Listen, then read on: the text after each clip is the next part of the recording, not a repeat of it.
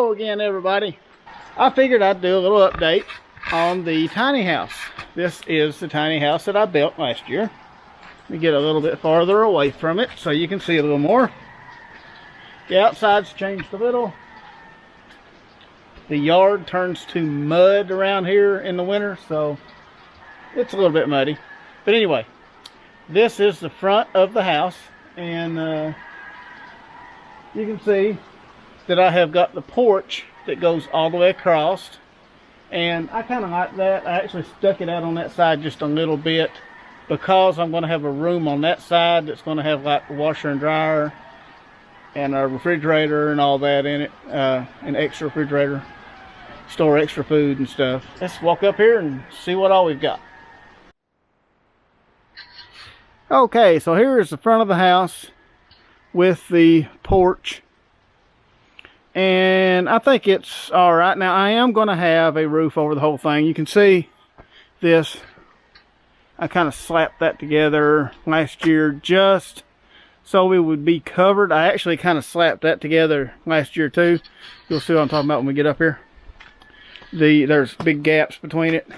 I used what boards that I had just to make this accessible, where there's so much distance from the steps over to the house.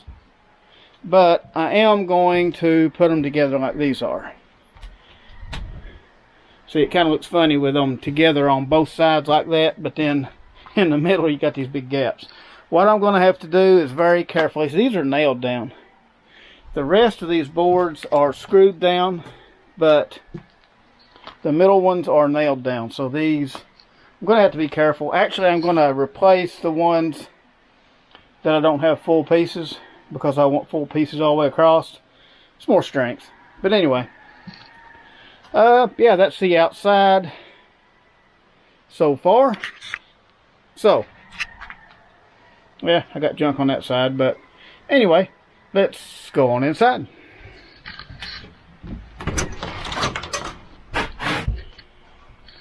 Okay, now as soon as you walk inside, you see our fireplace right here.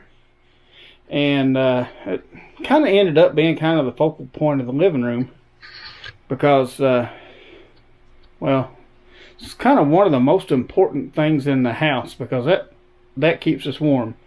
It's an old one that I had a while back, and I actually used it when I painted old grain and stuff. I used that to heat everything up. I was going to paint it, but I think I kind of like it like that. So I am going to leave it. I'm going to leave it looking like that. And over here, sometimes we have our elevator down. Right now I've got the elevator up, and I've just got the couch. See, this couch is actually two pieces that kind of wraps around like that. And I got that piece I can move back and forth. So I've just got it set up where we can just have that. I change it around every now and then. I get bored with it, I guess. But yeah, that's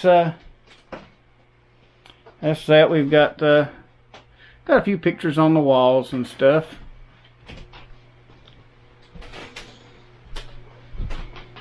And our breaker panel, one charge controller, but we're going to have another one up there. Of course, we have our TV here. Have to have a TV. That's a necessity. Have a router, a telephone, alarm clock, all that kind of stuff there. Little model that I put together. My son got me that model, and I tried my hand at weathering a model, and it turned out okay. I just need more practice at that. Alright, so all the walls in here, they are, of course, studded 2x4 walls, just regular 2x4 walls, but I put pine 1x12s from a sawmill, and I put those up all over the bottom floor and behind the elevator up there. I put them up there too. And on this wall and that wall, I actually took a torch and burned the wood grain so that you can actually see, you know, the wood grain. It kind of looks like it's been stained or something, but it's not stained, that's just been burnt. And then I left, because if I would have done this wall too and the kitchen and all that, it probably would have looked a lot darker in here. I did that part also. Oh, this right here, this is for my hammock. I hang it across here sometimes and lay in the hammock. But yeah, there's the fire going. And the ceiling up here, what this is actually foam board insulation. And what I wanted was a way to have a cheaper material that I could use that would look decent. I think it looks okay. And then I just took these boards and put them across, kind of like trim, but it also not only trims it, but it also strengthens it, because the foam board, of course, is not real strong, and over time it would sag. So where I've got the boards across, it kind of holds the strength up. Up here we have the ceiling fan. Now that ceiling fan was actually white when I bought it, and I painted it gold like that. Copper, I guess it's called copper. And yeah, it works. It does the job anyway. And of course, we don't have a real door over this. I kind of like it like that. I like the glass. And we have a curtain that we slide across at night just to kind of block from anybody looking in, which there's not going to be anybody. We live up in the head of nowhere, so there's not going to be anybody looking in anyway. Alright, so now we will move into the kitchen. Now, this is not going to be the permanent refrigerator. This is just what we have now. A lot of this I've still been working on stuff just as money or time will allow. So, you know, we've got this mini fridge. Actually, we've had the money to get another one. I just haven't gotten one. I found one at Lowe's actually that I like, and we might go ahead and pick that one up. I think it will fit pretty good here. I actually might be able to recess it back a little bit into the wall, and it won't stick out as far, because we have in here that you got to think about, the bathroom door is a sliding door. So you have to think about that, because you have to have clearance for the sliding door to go back in here. So with this refrigerator, it wouldn't work like that because it's too wide. The one I'm looking at Lowe's is actually a little narrower than this, but it's taller and has a separate freezer. So we're going to see about recessing that. But this is our oven that we use. It's an electric oven, because that oven actually is an RV oven. That oven actually doesn't work. And this light up here, you can see by my switches over here, this is the regular LED for that light. There you go.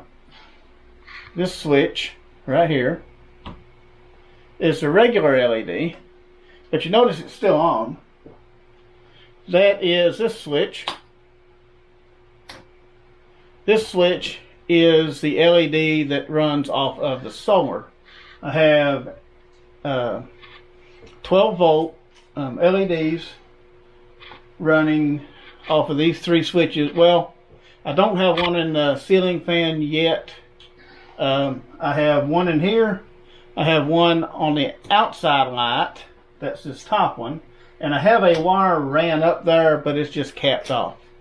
It's ran into the ceiling fan, but it's just capped off. It doesn't go to a light yet. Anyway, you can see in this plug, which I have my battery charger plugged into, it says solar. This one actually runs from the inverter over to here. I have these plugs all through the house. I have one in the living room over there. I have the Oculus plugged into it, and I have a Chromebook plugged into it. And also I have throughout the house little cigarette lighter adapter plugs. So if you have like a car charger for a cell phone, you can plug it right in here, or any other accessory that you would have that would like normally go in a car. You can just plug it in right here, and it's 12 volts, and it runs off the solar. So it just gives you a little bit more versatility. And of course we have our regular GFI plugs here. The AC kitchen light. This one is the AC living room light, and the AC outside light. Alright, in here you'll notice our sink is a little different, and I was kind of limited on room because I didn't want to stick this way on out at 2 feet. 2 feet would have been about out to here or so, and that would have just took up too much room. And this is plenty of room. It's 1.5 feet, I think. Yeah, it's 1.5 feet. But at that 1.5 feet, that did not leave enough room for our sink and the faucet behind it. So you may notice that the faucet is mounted on the windowsill, and I have got this all varnished and treated for water, so it's not going to rot. And if it does, 2 screws, you can pop it out, take it loose down there, pop the whole thing out and put another one in. It wouldn't be that hard, but it works. I do like the undermount sink. I think that looks nice. But this is a sink that was salvaged out of an old mobile home, and it does decent, you know. I repainted it and all that, so it looks alright. Alright, so one thing, I can take this and I can stick a 5-gallon bucket in this sink, and I can fill a 5-gallon bucket up in the sink.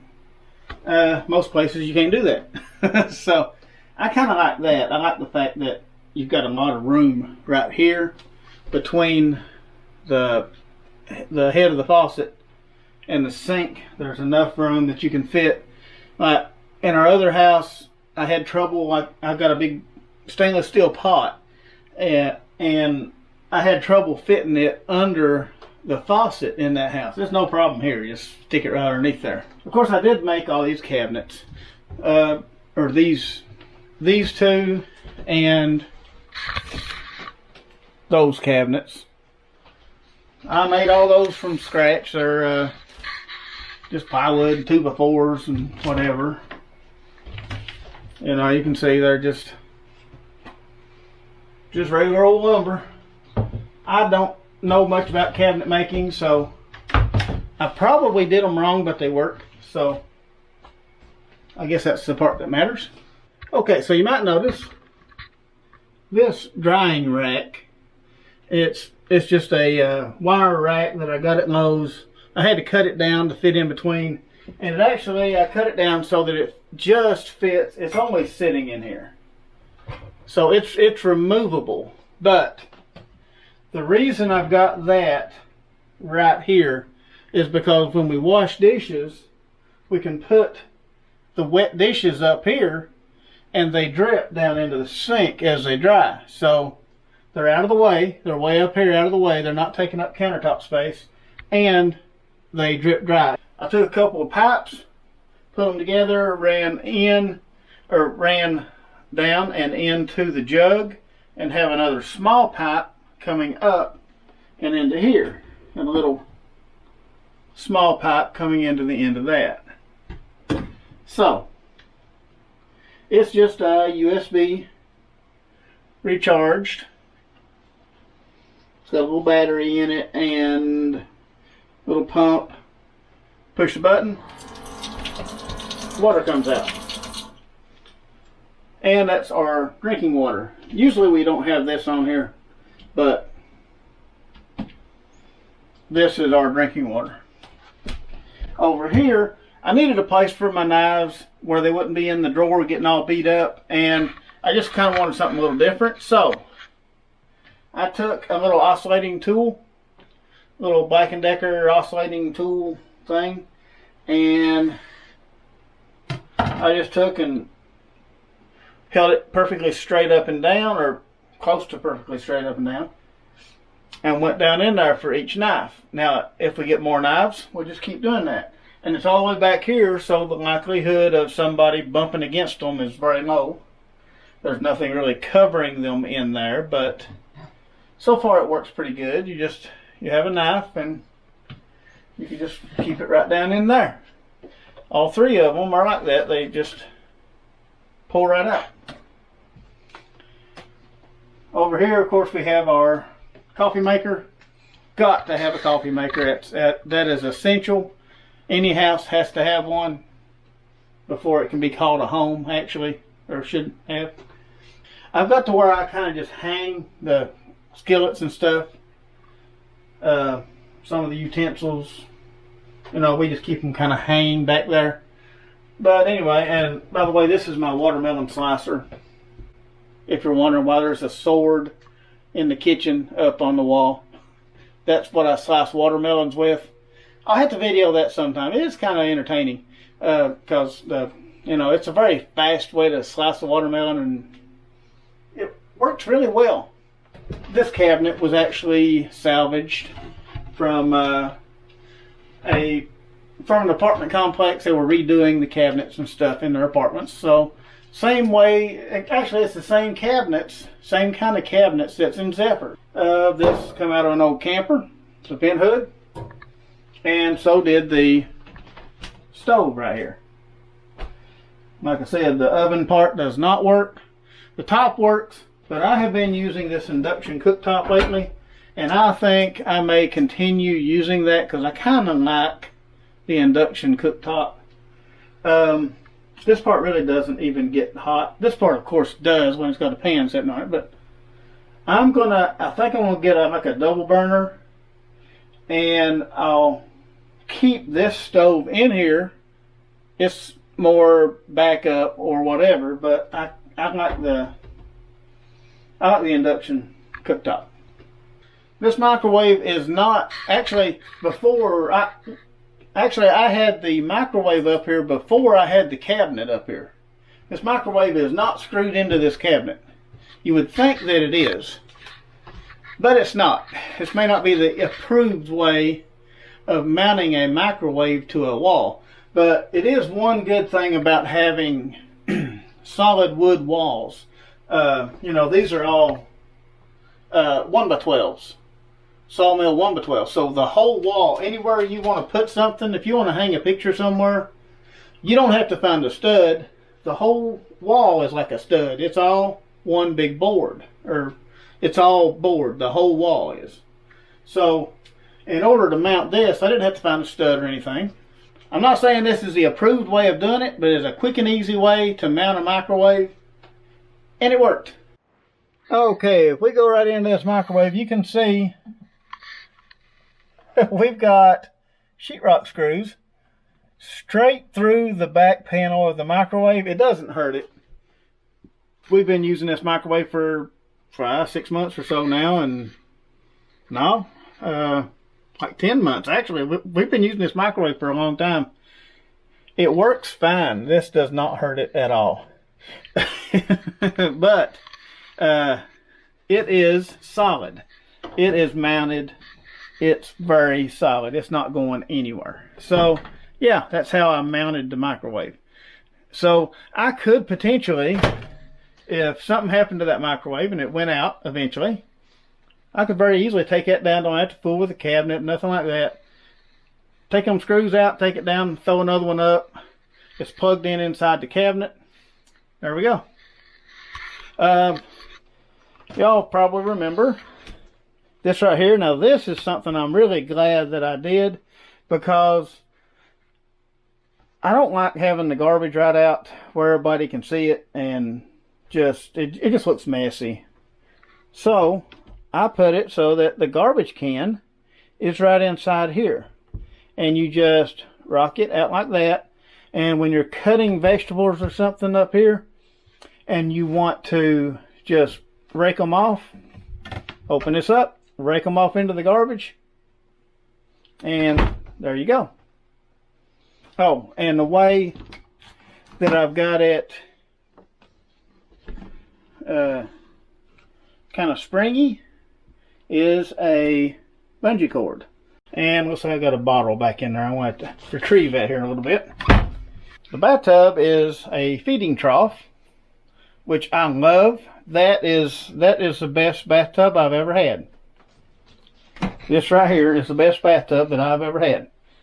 I love it. I mean, you can get completely covered up in that. I mean, you can almost get covered up. Put it that way. But yeah, that's the bathtub. Now in here, I was going to put a sink in here. I have found we don't even really need the sink. Yeah, we got a bunch of junk in there, and a bunch of junk in that little shelf. But you have to use every inch of space that you got. You know, we got our medicine cabinet with some stuff in it too. You can see my homemade light bulb in that, but this is 12 volts. So you can actually use that as your battery light for the bathroom. And over here, this right here is something I would highly recommend. Frame rate is going to mess with the display. Yeah. Oh, there it kind of stabilized. Yeah. Anyway, this water heater works excellent. I would highly recommend this water heater. It runs off natural gas. It will run off propane too. I've got our natural gas line running in here. Cold. Goes through, back out hot. And when you turn this thing on, it can be 18 degrees outside. And it will, it was 18 degrees this morning. That's why this valve is turned a little bit. But when it gets down to like 18, you have to slow it down a little bit, but it will get your water. Actually, I keep my water at about 44 degrees Celsius. Well, I wish that display wouldn't do that. That display is steady. In real life, that display is very steady. It's just on. Okay, now the way this works is you've got different modes, which really the only thing the modes do. I have not even used the Eco. I'd say it's probably a gas saver. We have free gas, so I don't worry about that. But the normal, it will just continuously run water and heat water forever until you either run out of gas or run out of water. So it will heat water forever. But what I've got it set on is bath. It will still keep heating the water, but it will run 150 liters, and then it will flash this 150 and it will make an alarm sound. So yeah, and this is plugged into our solar system, so this runs off battery. It runs off 110 volts, but it's plugged into our inverter, so it's running off of our batteries essentially. Let's turn on. You can see, move that mirror out of the way.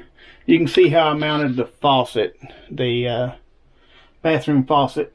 I just built a little box that stuck out and just kind of mounted it on the box, run the pipes in the back, and there we go. Now when you turn on the water to hot and you come over here and look, it tells the temperature of the water coming in, and you can see it's already got it up to temperature. It'll vary a few degrees up and down, but it tells you how many liters per minute you're getting. Turn that on a little bit more. Okay.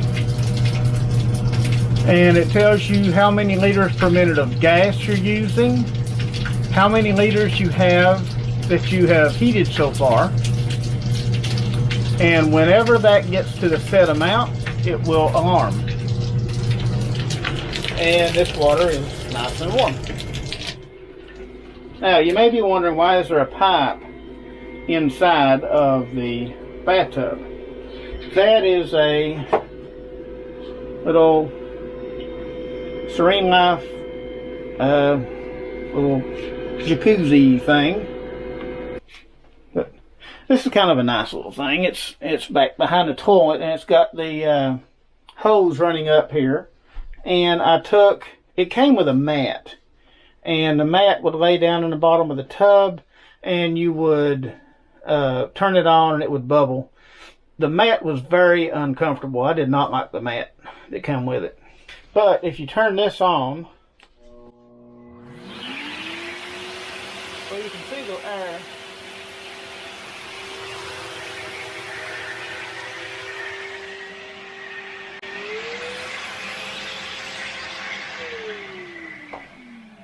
It blows out air. Of course, when the bathtub's full, there's bubbles all over the place, but it blows out air around there, and it's very, very relaxing. And one thing I would recommend, if you do try to use one of these for a bathtub, I do recommend using one, but if you do, get you a bath mat and stick it to the back. And before you do that, take some Flex Seal, sand the whole thing down really good, rough it up really good, where the Flex Seal will stick to it. Clean it up with acetone. Clean it so there's nothing on it, and then paint the inside with Flex Seal. That's just in case of leaks, and also it makes it look a little bit better on the inside. But on the back, I would recommend getting one of these stick-on mats, and it just suction cups to the back of it, and you get you a little backrest here. That's pretty nice. Okay, so now that's pretty much the downstairs. That's pretty much got all that. Now, let's go upstairs. Now, of course, the upstairs is not done. There's more work to be done on it, but we'll go up here and we'll see what it looks like. Alright, so you can see steps. I'm going to probably put carpet on these steps, because as you're going up through there, you should have your shoes off already anyway. And it will be a little quieter. So, you know, it'd be nice to have carpet on them, I think. And up here we have the charge controller. But we are running on solar. We're running a lot of stuff on solar right now. Alright, up here is the bedroom.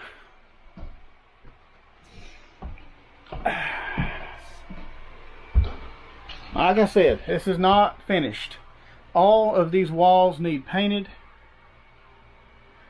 I didn't want this solid wall stuff on this front wall. I don't know. I don't know really why, but I wanted to cut them into sections and make them kind of uneven, and I wanted a cabin look, I guess, is what it was. So, you know, I've got these, what I put on behind was some old paneling that I had. It had been kind of laying outside, but it works okay because it's getting covered anyway. It doesn't matter. I'll probably do that too, but I may take a solid piece and go down through there. I don't know if I want to do the separate boards like this. What do y'all think on the side walls, on these walls? What would y'all think about doing this same kind of design like this, cutting the boards, ripping all those boards down and putting them on here? Or should I just go with a solid piece? I like this stuff because it's pretty tough and it's cheap, so that's what I want to use to cover it, and then you paint it, of course. But this stuff's good for use outside too, so water won't hurt it. But we have a little 12-volt light up there, and we got our 110 volt there. Turn off